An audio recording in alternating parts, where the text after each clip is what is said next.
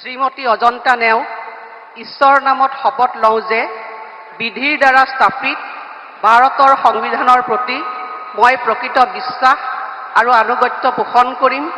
মই ভাৰতৰ সাৰ্বভৌমত্ব আৰু অখণ্ডতা অক্ষুণ্ণ ৰাখিম।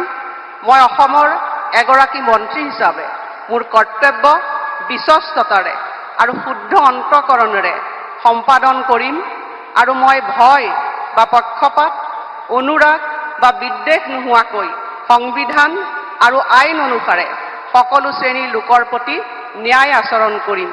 মই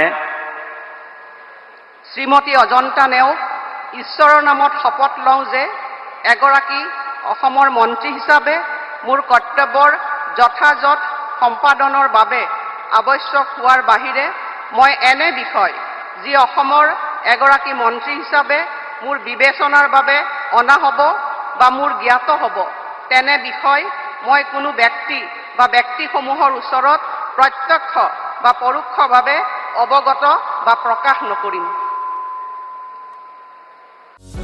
যিকোনো খবৰৰ বাবে যোগাযোগ কৰক আমাৰ এই নম্বৰত 9181 307 2221।